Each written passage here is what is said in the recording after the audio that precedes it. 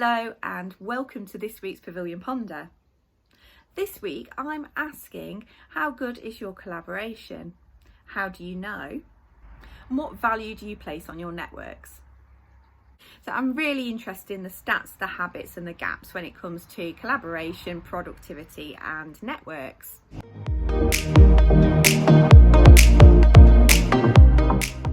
From the stats, we know that we're working longer hours, we're working more fragmented hours, we're working longer into the evening. We're more likely to instant message a colleague after 5 o'clock than we were before the pandemic. It might seem really obvious, but one thing that we're doing through technology is creating some more locked down and tighter knit collaboration groups.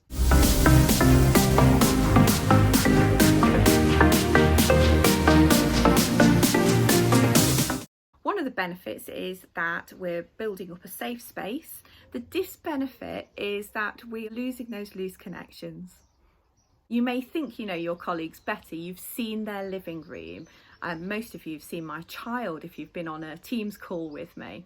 But we are engaging in less small talk, and actually it is the unplanned interactions and collaboration that really are the magic in the way that we work. We know that we are working with close collaborators more. We also know that we are probably connecting with people outside of our bubbles or our teams less frequently.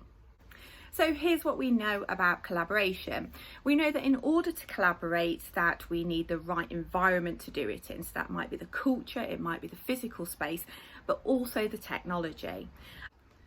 Less obvious is how our weak ties and connections work really hard for us too. So there was a paper back in 1977 by a chap called Granovetter, and he's a sociologist and was looking at the impact of our social networks and ties.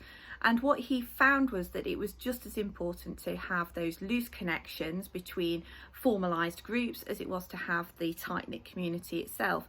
And actually, in order for ideas and innovation to grow and word of mouth, for example, you needed to have those loose ties.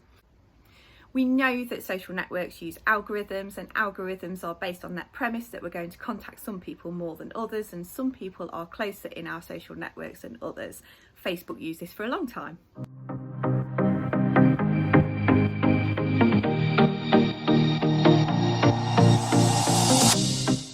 So why am I talking about this today, and why is it important to you? I want you to think about your networks, and I want you to think about how you are collaborating on a day-to-day basis whilst you are working at home. Have you recently been part of a group that is a new online virtual group? And how connected is that group with other online virtual groups in your organisation? Have a think about it. A couple of things happen when we have strong connections in work groups. So of course, collaboration is high amongst the people in that peer group within that collaboration. What isn't so high is the way in which messages filter outside of that group. So by the very nature of creating a close collaboration or incubation zone, if you like, for a project or a team, you're also possibly stemming the flow of information outside of it. And I see this time and time again on change programs.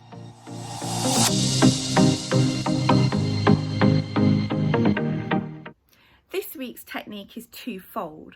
One thing I want you to do is have a think about how you know what your network is and what time you're spending communicating and collaborating within your networks. The second part is all about thinking of widening your network. How do you ensure that during lockdown you aren't locking down your collaboration zone? This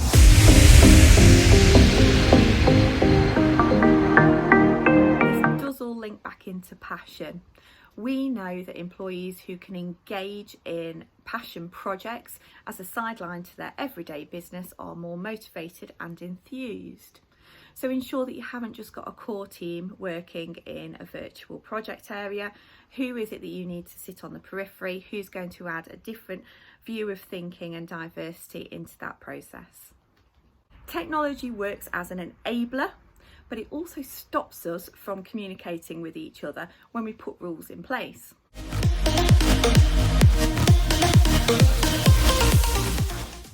Today's Pavilion Ponder is all about collaboration, connections and networks, and just sharing with you how our habits are changing the way in which we work. Also reminding you that loose tie connections are super important, and don't forget to reach out to colleagues in different teams.